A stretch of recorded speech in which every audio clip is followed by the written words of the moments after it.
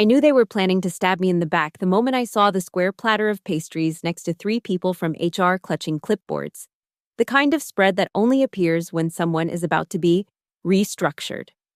Beside them stood my replacement, an intern reeking of artificial confidence and carrying a pristine notebook as blank as an uncashed check waiting to be burned. I didn't get revenge by screaming. I let James Joyce do that for me.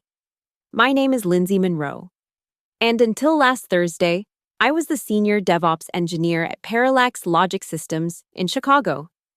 I'd spent 6 years building their infrastructure from a rickety collection of AWS instances held together with digital duct tape into something resembling a modern tech stack.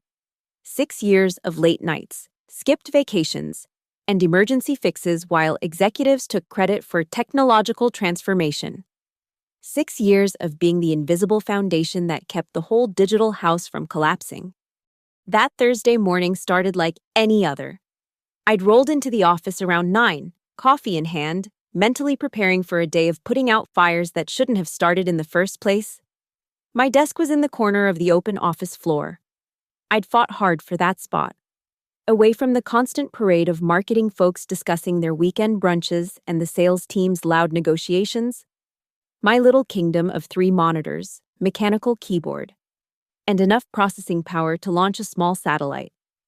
I should have known something was wrong when Dave from engineering wouldn't meet my eyes in the kitchen. Dave and I had a ritual: complain about management for exactly 4 minutes while the coffee brewed, then part ways with renewed cynicism to face the day.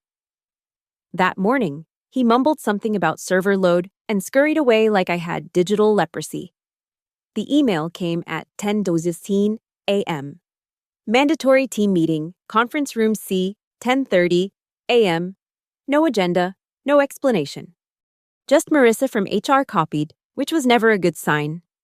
I took my time walking to conference room C, the one with the weird stain on the ceiling that looked like Australia if you squinted. When I arrived, the tableau was set.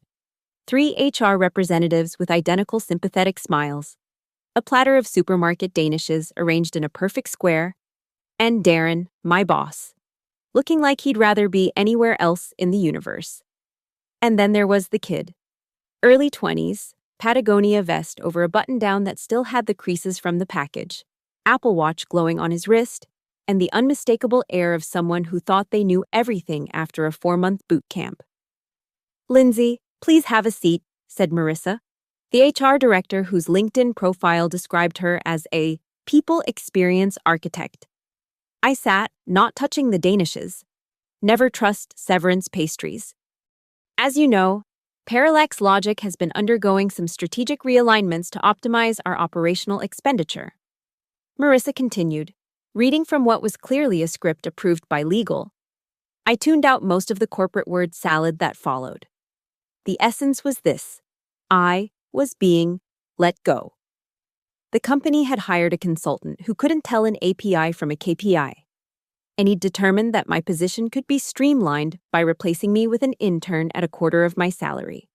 They called it fresh perspective. I called it catastrophic penny pinching. "This is Skylar Bloom." Marissa gestured to the kid, who gave me a smile that was probably meant to be sympathetic but came across as smug. "He'll be taking over your responsibilities. We'd appreciate it if you could spend the next few days helping with the transition." Skylar extended his hand. "Really excited to learn from you before you go. I've got some ideas about system architecture that could really revolutionize things around here." Of course he did. I didn't take his hand. Instead, I looked at Darren, who was studying his shoes like they contained the secrets of the universe. "You're replacing me with an intern," I said flatly. Darren finally looked up. "Skylar comes highly recommended. He just graduated from the Digital Creation Institute with honors." The Digital Creation Institute, a 12-week program that churned out full-stack developers who couldn't explain how DNS worked if their lives depended on it. And who's going to handle the next production outage at 3 a.m.? Who's going to remember why we added that specific workaround to the authentication service in 2021? Who's going to understand the interdependencies between the 17 microservices that keep this company's products running? Marissa's smile didn't waver. "We have complete confidence in Skylar's abilities. And we've been assured that with proper documentation, these transitions can be quite smooth. I almost laughed. Documentation, the holy grail of tech companies, always promised, never delivered. I had documentation, scattered across Notion pages, Google Docs, and comments in the code itself, but none of it would make sense without years of context. I'll need your badge and laptop by end of day Friday, Marissa continued. Your final paycheck will include 2 weeks severance, and of course, we'll be providing a reference letter. 2 weeks, 6 years of building their entire technological backbone, and I was worth 2 weeks. I could have screamed. I could have flipped the table, sending those pathetic Danishes flying. I could have told them exactly how screwed they were going to be without me. Instead, I smiled. I'd be happy to help with the transition. They all looked relieved. Too relieved. Great, said Darren, standing up a bit too quickly. Skylar, why don't you go with Lindsay to her desk, and she can start showing you the ropes. Skylar bounced up, notebook in hand. Awesome, I'm a really fast learner. At the Institute, I was actually the fastest in my cohort to deploy a React app. I led him back to my desk. Mind racing. They expected me to train my replacement, to neatly package 6 years of knowledge and hand it over to this child who thought deploying a React app was an achievement. But as we walked across the office floor, a plan began to form. A beautiful, terrible plan. So, said Skylar as he pulled up a chair next to my desk, maybe we could start with an overview of the infrastructure.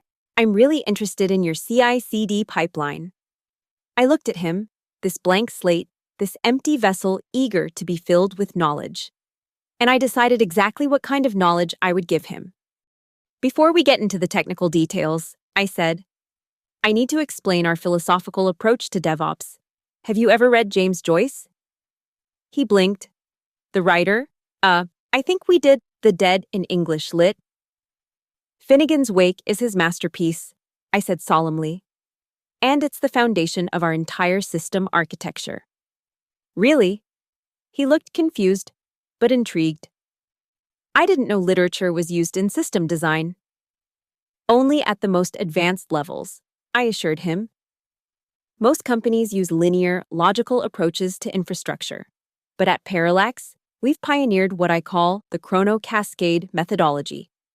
I watched as he dutifully wrote Chrono Cascade in his pristine notebook. The core principle, I continued, is that all systems exist simultaneously in multiple states, like Schrödinger's cat. But for servers, our infrastructure doesn't just run, it dreams. For the next hour, I spun an elaborate tapestry of complete nonsense, borrowing liberally from Joyce's stream of consciousness style, postmodern philosophy, and quantum mysticism. I explained that our AWS instances were arranged in a temporal paradox pattern to maximize meta-computational resonance. I drew diagrams of our memory paradox loops and explained how they interfaced with the wake layer, a term I'd just invented that sounded vaguely technical. Skylar wrote everything down, occasionally nodding as if this made perfect sense. Once or twice, he asked questions that revealed he had no idea what I was talking about, but was too afraid to admit it. So, the meta instance actually contains its own negation? He asked, trying to sound thoughtful. Exactly, I replied. As Joyce would say, the seam anew. Every system contains the seeds of its own destruction and recreation. After lunch, I moved on to the practical aspects of my plan. I showed Skylar our actual systems, but with a twist. I renamed directories with Joycean puns and obscure literary references. Our main deployment pipeline became River Run, the first word of Finnegans Wake. The authentication service was renamed Past Eve and Adams, from the next few words. These names help us remember the function through metaphor. I explained. It's part of our mnemonic infrastructure system. He nodded seriously. That makes sense. Creating narrative connections to enhance recall. I then proceeded to alter error messages throughout the system. Standard connection failed errors became, the connection has gone to seek its mother water. Database timeouts were now, time's oblivion in the all-too-circular circle of existence. Users find these error messages more humanizing, I told him with a straight face. By the end of the day, I'd introduced Skylar to a completely fictional methodology, renamed critical system components with literary references, and inserted enough red herrings to send even an experienced developer into a tailspin, all while appearing to be the most helpful departing employee in corporate history. "This is amazing," Skylar said as we wrapped up. "No one at the Institute taught us about philosophical approaches to DevOps. I can't wait to dig deeper tomorrow." "I'm glad you're enthusiastic," I replied. "Tomorrow, we'll cover the integration between the temporal paradox pattern and the actual deployment process. It's quite transcendent." I went home that night and slept better than I had in months. Day 2 of Operation Joyce began with me arriving early to make some additional preparations. I created a series of scheduled tasks that would activate a week after my departure. Nothing destructive, just bizarre. The Slack bot would be programmed to send random quotes from Kafka and T.S. Eliot at 3 a.m. Certain dashboards would occasionally replace graphs with images of pigeons labeled Truth, PNG, and Patience, PNG. When Skylar arrived, I was ready with the next phase of his education. Today, we're going to talk about the core of our system, the cyclic integration nexus, I announced. "Is that like a central repository?" he asked. "It's much more than that," I said gravely. "It's where all possibilities converge and diverge simultaneously. Joyce called it the collidiorscape, where every piece of code exists in multiple states until it's observed." I proceeded to show him our actual continuous integration system. But with a twist, I'd created a shadow configuration file that referenced non-existent services with names like HCE process and Olivia flow. I explained that these were metaphysical components that existed between the traditional infrastructure layers. "The key," I told him, "is understanding that failure is not a bug, but a feature. When the system fails, it's actually communicating something profound about its state of being." Skylar looked momentarily confused, but then nodded as if he'd had an epiphany. "So we embrace the failure as information rather than trying to prevent it?" "Exactly. As Joyce would say, mistakes are the portals of discovery. When you see an error like spoon too big, that's not really an error. It's the system telling you that it's attempting to process more data than its current metaphysical state can handle." For the remainder of the day, I guided Skylar through a series of increasingly bizarre best practices. I showed him how to realign the temporal stack, restart a service, and invoke the wake cycle, clear a cache. Each genuine operation was buried under layers of philosophical jargon and literary references. By day 3, Skylar was beginning to speak my invented language.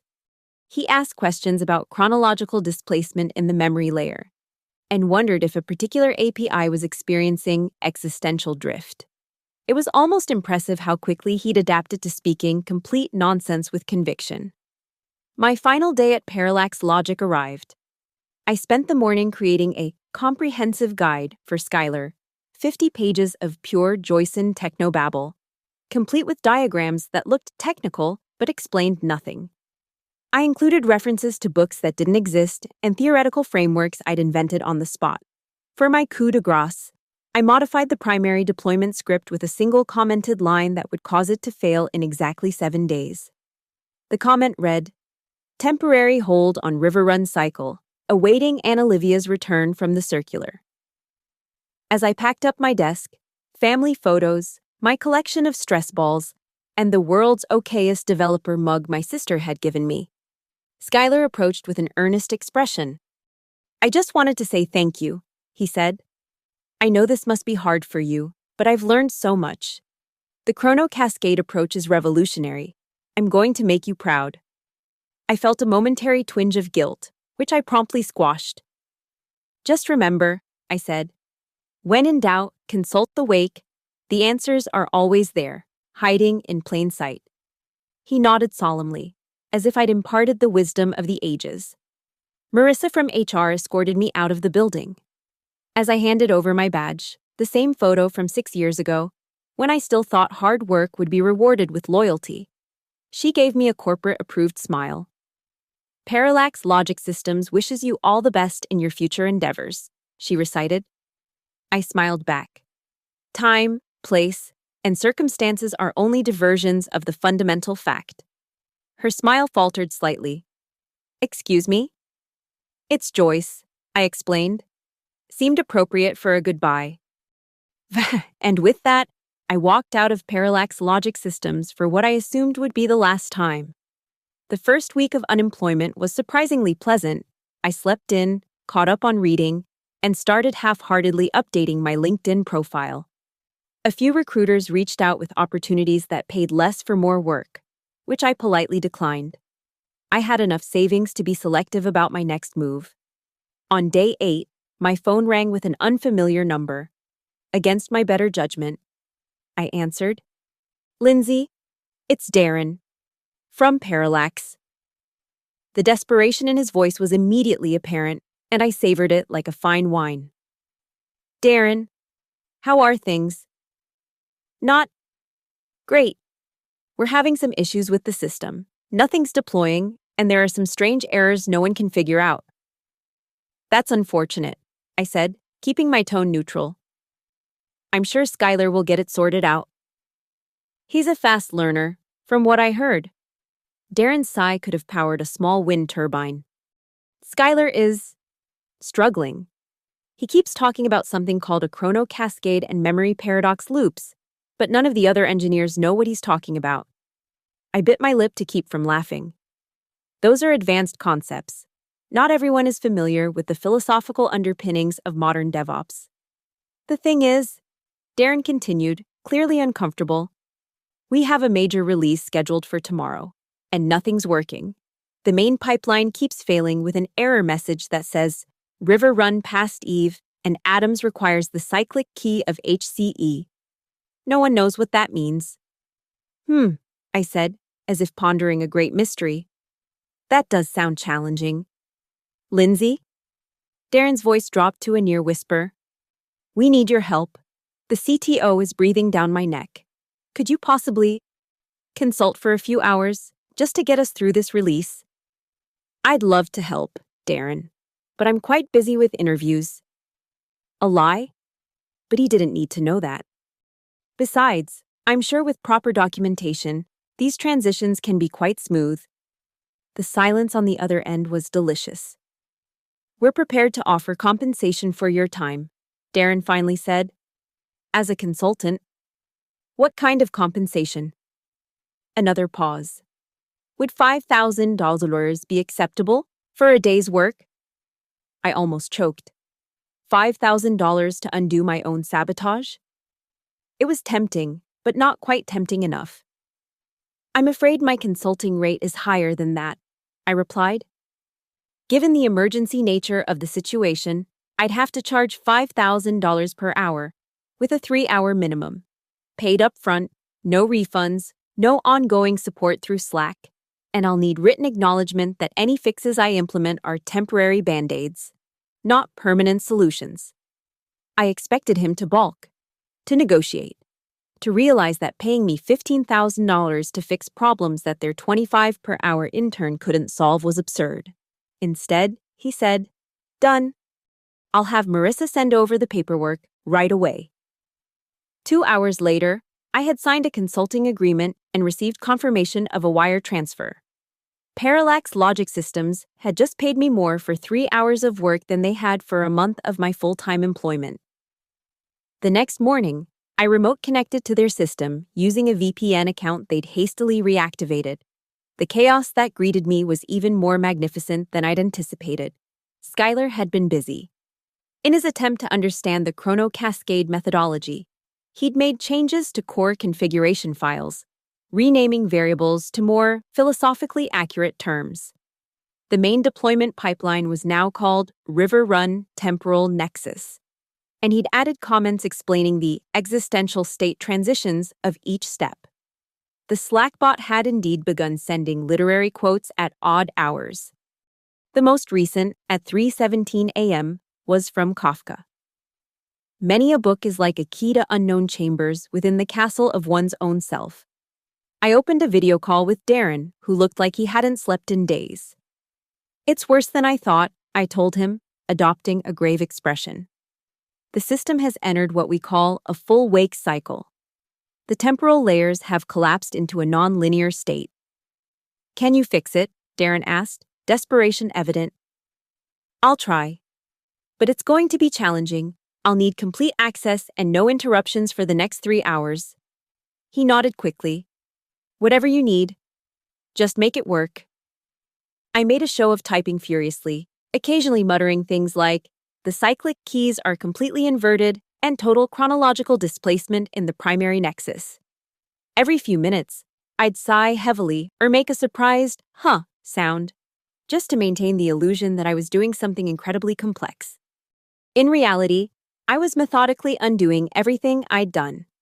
I removed the shadow configuration files, restored original error messages, and renamed directories back to their proper designations. I fixed the environment variables that Skylar had changed in his misguided attempts to align with the chrono cascade principles. The most crucial fix, the one that would actually allow deployments to work again, was uncommenting that single line in the deployment script. Temporary hold on river run cycle, awaiting Anna Olivia's return from the circular. After about 2 hours of work and 1 hour of pretending to work while actually reading news articles, I called Darren back. "I've managed to stabilize the system," I announced. "The temporal alignment has been restored and the wake cycle has been reset." "So we can deploy now?" Darren asked hopefully. "You should be able to, yes. But understand that what I've done is essentially perform emergency metaphysical surgery. The system is still fragile and requires a deep understanding of the philosophical framework it's built upon." Darren rubbed his temples. "About that, Skylar has been trying to document the chrono cascade methodology, but none of our other engineers seem to grasp it. Is there any chance you could provide some clearer documentation?" I smiled sympathetically. "I'm afraid that would be beyond the scope of our current agreement. If Parallax wants a complete overhaul of its DevOps philosophy, that would require a much more extensive consulting engagement." "How extensive?" "I'd estimate 6 months, at my standard rate of $500 per hour, 40 hours per week." Darren blanched. That would amount to over $500,000. "Let me discuss this with the executive team," he said weakly. "Of course. In the meantime, I've left some basic guidelines in a file called Temporal Watch Maintenance. D. It should help Skylar maintain the system until you decide how to proceed." The document in question was 10 pages of further Joycean nonsense, with just enough technical terms sprinkled in to sound plausible to non-technical executives. As a final touch, I added one line to the deployment log that would appear whenever the system successfully deployed. "River Run, past Eve and Adams." The opening words of Finnegans' Wake. Before disconnecting, I made sure to remove all traces of the scheduled tasks I'd created. The pigeons labeled Truth, Pinji, and Patience, Pinji, would remain unrevealed. A potential masterpiece lost to time. It seemed more elegant to leave no evidence of my mischief beyond the confusion I'd already sown. My consulting hours complete. I sent Darren a brief email. System stabilized, deployment functionality restored. As discussed, the fixes implemented are temporary measures to address immediate issues. For long-term stability, Parallax logic systems should consider either a complete philosophical realignment of its DevOps approach or a return to more conventional methodologies. I've left some basic documentation that should help in the transition. Best of luck. I closed my laptop and poured myself a glass of wine, even though it was barely noon. Sometimes, small victories deserve early celebration. 2 days later, I received a LinkedIn message from one of the junior developers at Parallax. "You're a legend. Skylar's been moved to the social media team to make Canva quotes for our brand journey. Darren keeps asking what a chrono cascade is. They're bringing in some big consulting firm to dejoycify the system, their actual words. Just thought you should know." I wrote back a single line. "Away alone, a last, a loved, a long the river run." The story might have ended there, a small act of revenge, a satisfying payday, and the sweet knowledge that parallax logic systems would be untangling my Joyson web for months to come. But the tech industry is smaller than people think. A week later, I was contacted by a recruiter from Axiom Dynamics, a competitor to Parallax. They'd heard through the grapevine, probably from that same junior developer, about a DevOps philosopher who had implemented a revolutionary system architecture based on literary theory. The recruiter was vague about the details, but it was clear that my reputation had been somewhat enhanced in the retelling. According to industry gossip, I hadn't just maintained Parallax's systems. I'd created a cutting-edge framework that transcended traditional approaches to infrastructure. "We're looking for innovative thinkers," the recruiter told me. "Someone who can bring a fresh perspective to our technological stack." I almost told her the truth, that the whole Chrono Cascade was an elaborate prank designed to punish a company for replacing me with an intern. But then I thought about it more carefully. The tech industry was built on buzzwords and vaporware. How many revolutionary frameworks were just repackaged versions of existing technologies with fancy names?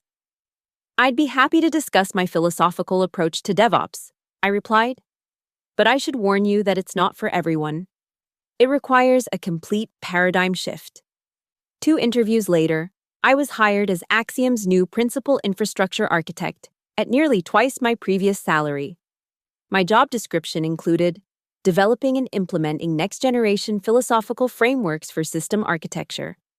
On my first day, I was asked to give a presentation to the engineering team about my approach. Standing in front of 20 curious developers, I took a deep breath and began. Traditional DevOps focuses on the linear relationship between development and operations. But what if we could transcend that linearity? What if our systems could exist in multiple states simultaneously, like Schrödinger's cat, but for servers? As I spoke, I watched their faces. Some were confused, some intrigued, and a few, the most experienced engineers, had the beginnings of smiles, as if they suspected what I was doing but were willing to play along. I continued, weaving together just enough genuine technical knowledge with Joyson wordplay and postmodern philosophy to create something that sounded revolutionary. I talked about temporal paradox patterns and metacomputational resonance. I quoted Joyce and Derrida as if they were technical visionaries rather than literary figures. By the end of the presentation, the room was divided. Half the team was excited about this new paradigm, while the other half remained skeptical but open-minded. The CTO, a woman named Janet who had been in tech since the dot-com boom, approached me afterward. "That was quite a presentation," she said, with a look I couldn't quite decipher. "Thank you," I replied cautiously. "You know," she continued, lowering her voice, 15 years ago, I worked at a startup where the lead architect insisted we structure our entire codebase around the I Ching. Each module was named after a hexagram, and code reviews involved casting virtual yarrow stalks. I stared at her, unsure where this was going. She smiled. It was complete nonsense, of course, but it forced us to think differently about our code organization. We ended up creating one of the most maintainable, elegant systems I've ever worked with. "And you think the Chrono Cascade could serve a similar purpose?" I asked. "I think," Janet said carefully, "that sometimes the value of a framework isn't in its literal application, but in how it changes our thinking. Whether you believe in the philosophical underpinnings or not, if it leads to better systems, who's to say it doesn't work?" And so began my strange new career as a DevOps philosopher. I never admitted that the Chrono Cascade had started as a prank, but I also never claimed it was anything more than a conceptual framework, a way of thinking about systems rather than a literal methodology. Surprisingly, it worked. By forcing engineers to consider the metaphysical states of their infrastructure, they became more mindful of interdependencies and failure modes. By describing error handling as embracing the system's communication through failure, we created more robust recovery processes. 6 months into my tenure at Axiom, we had reduced deployment failures by 45% and cut incident response time in half. Our systems weren't actually running on Joyson principles, But the team had embraced the mindset of viewing infrastructure as a complex, interconnected narrative rather than isolated components. I was invited to speak at tech conferences where I presented on literary theory as a framework for system design.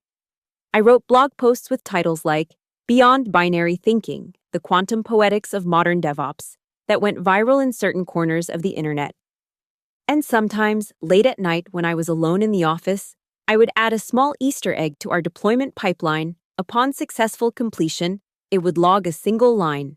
River Run, past Eve and Adams, from swerve of shore to bend of bay, brings us by a commodious vicus of recirculation back to Hoth Castle and environs.